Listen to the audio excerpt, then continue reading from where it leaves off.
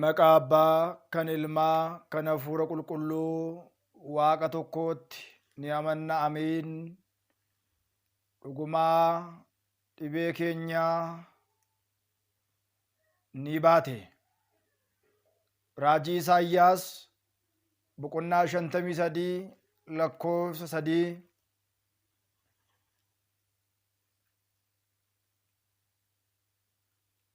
እምበለ ደዌ ወሕማም እምበለ ጻማ ወድካም ያብጽሐኒ ያብጽሕክሙ አመ ከመ ዮም እግዚአብሔር በሰላም dhibee fi dadhabbii isaatiin kan nu qaqqabsiise ayyaana ifa du'aa ka'uu isaatiin gooftaan keenya uumaan keenya Iyesuus Kiristoos nu haa qaqqabsiisu. Waaqayyoon kan jaalattan Waaqayyoo isiniin kan jaalatu maatiiwwan Waaqayyoo hundumti keessan akkam jirtu, akkam yoo nageessanii guyyaa har'aatiin kan nu qaqqabsiise gooftaa keenya uumaa keenya Iyesuus Kiristoosiitiif galanni ulfinni teessoo isaa Aariyaam irratti isaaf haa ta'u. Bagaa torbee dhukkubbii gooftaa keenya qoricha keenya Iyesuus Kiristoositiin geessan baga wajjumaa nu geenye. Torbee dhukkubbii isaatiin kan nu qaqqabsiise ayyaana ifa fannoo ayyaana du'aa ka'uu isaatiin gooftaan keenya qorichi keenya Iyesuus Kiristoos nu haa qaqqabsiisu. Raajii Isaayyaas boqonnaa 53 lakkoofsa 1 kaasee dubbii sagalee Waaqayyoo jiru waliitiin baranna. Qulqullichi Isaayyaas baroota dura akkana jechuun dubbatee jira. Kan nageenya eenyuma keenyatu hubate, irreen Waaqayyoo eenyutti mul'ate, fuuldura isaatti akkuma biqilootaa lafa gogaa irraati hidda isaatiin kan guddate. Simboo fi miidhagina hin qabu. Yeroo agarre immoo akka jaalannuuf simboo hin qabu. Kan tuffatame, nama hundumaa caalaas kan jibbame, nama dhibame, dhibees kan beekudha.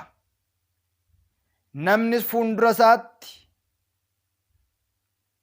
akka dhokatuudhaaf kan tuffatame, nutis garuu isa hin kabajne. Dhugumatti dhibee keenya baate, madaa keenya baate, dhibee keenyas baadhate. Nuti garuu akka isa rukutame, Waaqayyoodhaanis akka isa itti ori'ame, akka nama rakkateetti lakkoofne. Inni garuu waa'ee daddarbuu keenyaatiif madaa'e, waa'ee daddarbuu keenyaatiifis bullaa'e. Gorsa fayyina keenyaatiif isa irratti ta'e. Madaa'uu isaatiin nuti garuu fayyinee jedha. Ijaa sagalee isaa gooftaan keenya qorichi keenya Iyesuus Kiristoos galanni ulfinni isaaf haa ta'u. Qulqullichi Isaayyaas barootaan dura waa'ee fannifamuu isaa, waa'ee qabamuu isaa, waa'ee reebamuu isaa, waa'ee rakkachuu isaa nuuf jechuudha dhiphina gidiraa garaa garaa simachuu isaa gaafa dubbatu mul'ata isaa irratti dhuguma ba'aa keenya baate, badii keenyas simate, nuti garuu isa hin kabajne. Akka nama rukutamee, nama dhibameettis isa lakkoofnee jechuudhaan qulqullichi Isaayyaas raajota gurguddaa keessatti kan ramadamu jecha kana sagalee isaa dubbatee jira. Akkuma beekamu akka seera mana amantaa keenyaatti torbee 8ffaatti aanee guyyoonni jiran torbee dhukkubbii gooftaa keenya qoricha keenya Iyesuus Kiristoos jedhameetu beekama. torbee dhukkubbii gooftaa keenya qoricha keenya Iyyasuus Kiristoos jedhamuudhaan beekama. Waaqayyoon Waaqa ta'ee osoo jiru, Waaqayyoon fayyisaa ta'ee osoo jiru, fayyina keenyaaf jecha, Waaqa ta'ee otoo jiru kabaja keenyaaf jecha qabamuudhaan samii samiirraatii bu'ee qulqulleetti Dubroo Maaramiirraa dhalatee foon isheerraa foon, lubbuu isheerraa lubbuu fudhatee dhalatee suuta suuta guddatee waggaa 30tti laga Yordaanositti cuuphamee barootaan booda qaraaniyoo irra ooluudhaan dhiphinaa fi gidiraa rakkoo garaa garaa argee jira. Akkuma beekamu Waaqayyo waaqummaa isaatiin hin du'u. Waaqayyoon waaqummaa isaatiin hin dhalatu. Waaqayyoon waaqummaa isaatiin harka namaatiin hin qabamu. Waaqayyoon waaqummaa isaatiin hin waraanamu. Waaqayyoon waaqummaa isaatiin irratti murtaa'u. Hin murteessa malee, du'uu hin danda'u ni fayyisa malee, dhibamuu hin danda'u dhibamaa fayyisa malee, rakkachuu hin danda'u rakkina keessaa nama baasa malee, ba'aa keenyaaf jecha, yakka keenyaaf jecha, gocha keenyaaf jecha, daddarbuu badii keenyaaf jecha, rakkoo amma qulqullichi Isaayyaas dursee raajiin dubbate kun isa irra qaqqabee jira. Akkuma beekamu ayyaana Hoosaa'inaa erga kabajneen booda waaree booda kan galu torbee dhukkubbii, torbee gidiraa, torbee beelaa, torbee dhiphinaa jedhamuudhaan waa'ee dhiphachuu, rakkachuu, fannifamuu, beela'uu, dheebochuu gooftaa keenya qoricha keenya Iyyasuus Kiristoosiin torbee itti yaadannudha. Egaa qulqullichi Phexros ergaa isaa isa duraa boqonnaa 2:21 kaasne gaafa ilaallu kan waamamtan isa kanaatiif Kiristoosin immoo hordoffii isaa akka taasistan fakkeenya guddaa isiniif dhiisee deemeera. Yeroo abaaraan hin abaarre, yeroo oriyaan hin orine, garuu gaarummaan kan murteessu, qajeelummaan kan murteessu mataa isaa dabarsee kenne. Madaa'uu isaatiin, garafamuu madaa'uu isaatiin fayyitanii akkuma hoolotaas asiif achi ni deemtu turee jedha. Kanaaf saba Waaqayyoo gooftaan keenya foon uffatee foon ilma namaa sana gaafa uffatu beela'uun, dheebochuun, fannifamuun, du'uun, rakkachuun, qoramuun, dhalachuun, fannifamuun hojii foonii malee hojii waaqaa, hojii amala waaqummaa isaa miti. Ilma namaaf jecha garuu gatii guddaa baasuudhaan gooftaan keenya qorichi keenya Iyyasuus Kiristoos qaama sadi keessaa qaamni tokko ilmi gara biyya kanaa dhufeera. Torbee dhukkubbii, dhukkubbiin isaa dhukkubbii keenya, fannifamuun isaa fannoo keenya, beela'uun isaa beela keenya, rakkachuun isaa rakkachuu keenya ta'uudhaan gooftaan keenya qorichi keenya Iyyasuus Kiristoos gara biyya lafaa kanaa dhufee jira. Torbeen kunis torbee dhukkubbii jedhamuudhaan ni beekama.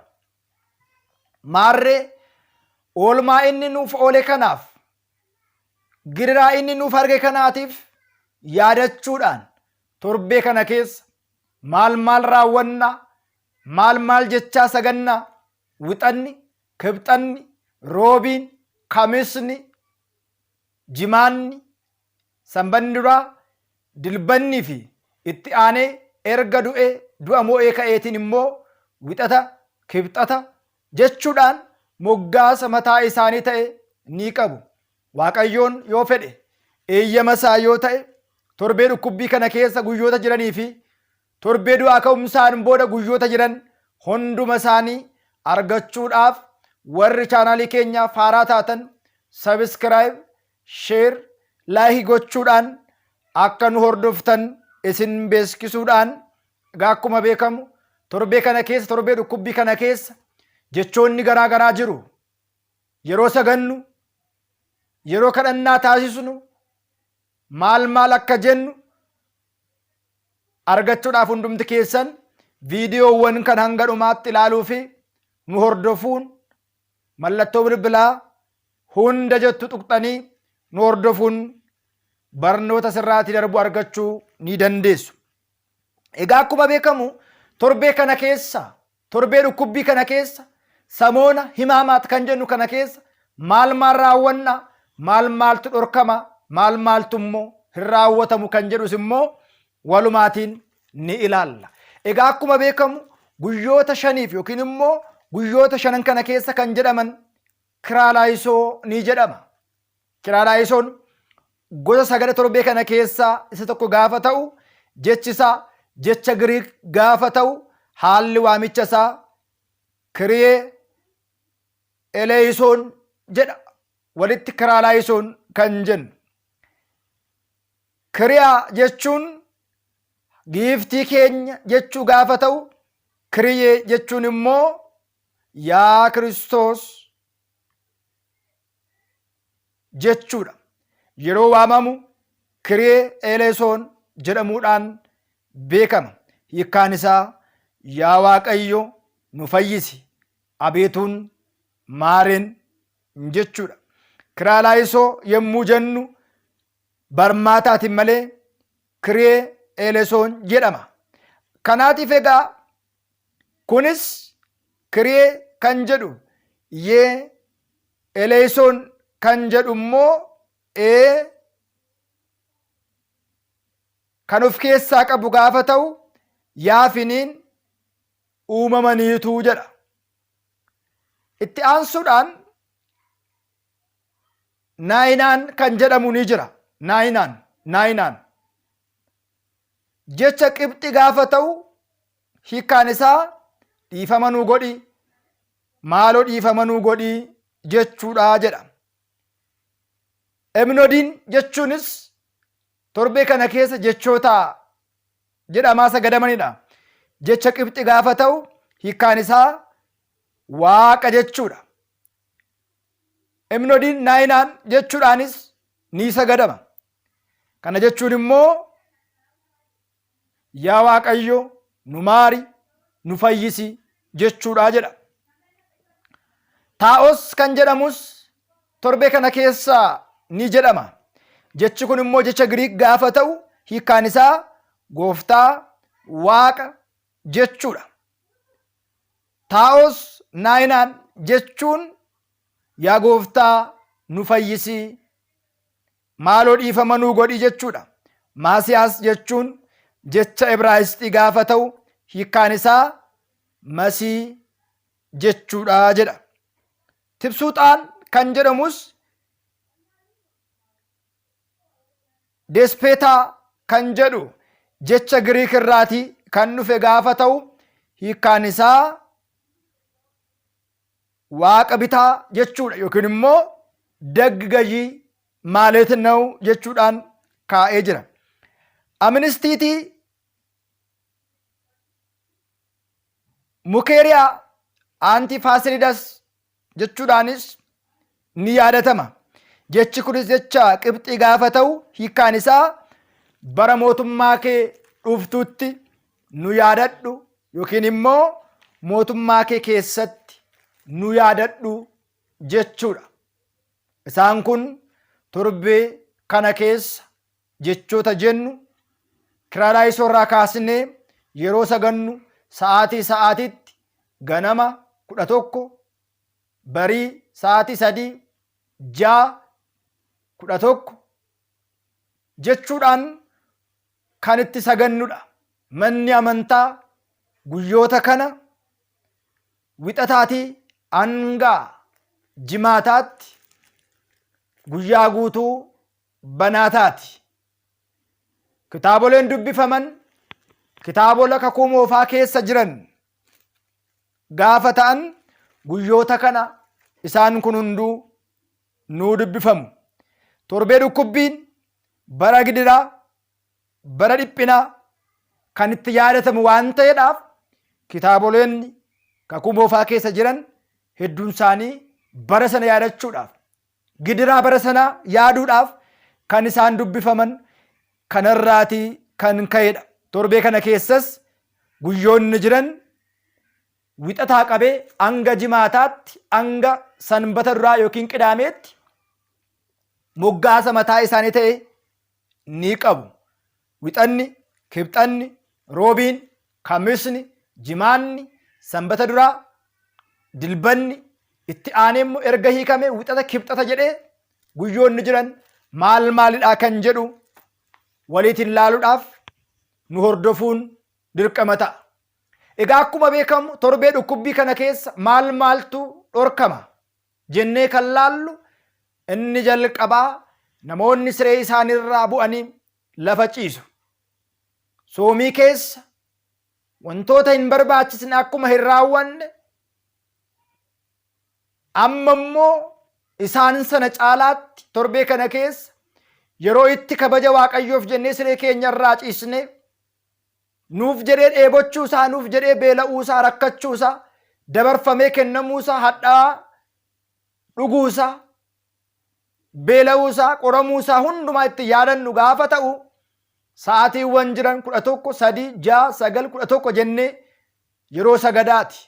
Akka garaa keenyaa hin nyaannu, akka garaa keenyaa hin dhugnu, akka garaa keenyaa hin dubbannu, akka garaa keenyaa ta'uu hin mallu. Inni biraan torbee dhukkubbii keessa, samoona himaamaatii kana keessa namni yoo du'e fitaatiin isaaf hin ta'u, callisameetu awwaalama. Torbee dhukkubbii kana keessa sirni galataa qiddaaseen hin jiru. Guyyaa Kamisaatiin alatti inni immoo maaliif ta'a gaafa Kamisaa kan waliin laalu ta'a. Torbee dhukkubbii keessa harka wal cabbaxuun, walitti kufanii nagaa wal gaafachuun hin barbaachisu. Inni kunis fakkeenya qaba. Torbee dhukkubbii kana keessa yaadaan, qalbiidhaan, gochaadhaan waan hin taane raawwachuun hin danda'amu. Torbee dhukkubbii kana keessa hojiiwwan fooniif ta'an hojjechuun dhorkaadha. Inni qotu qonna qotuun, inni karaa deemu karaa deemuun, inni daldaalu daldaaluun walumaa galasaa torbee kana keessa hojii foonii kamillee raawwachuun kan hin danda'amnee fi hojii hafuuraa, sagadaa fi sagada Waaqayyoon nuuf jedhee beela'ee dheebotee giriraa inni arge kana hundumaa kan itti yaadannu barri dhiphinaa, barri dukkanaa, barri qormaataa sun itti darbee barri fayyinaa du'uusaatiin, dheebochuusaatiin, beela'uusaatiin kan itti yaadatamu bara kana kakuu sana keessa, bara moofaa sana keessa gidiraa fi rakkoon yeroo sana ture kan itti yaadatamuu fi beela'uun, dhiphachuun isaa, rakkachuun isaa kan itti yaadatamudha. Kanaaf akkuma beekamu, akkuma isiniin jedhe kadhaawwannaawwan dhuunfaan taasisnu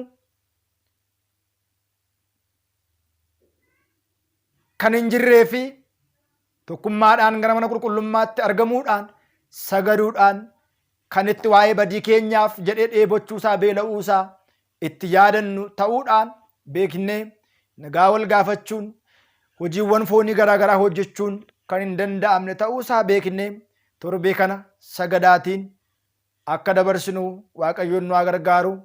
Imbala dawwee wayimaam imbala tsaamaa ወድካም ያብጻኒ ያብጻይክሙ አመከመዮም እግዚአብሔር በሰላም jechuudhaan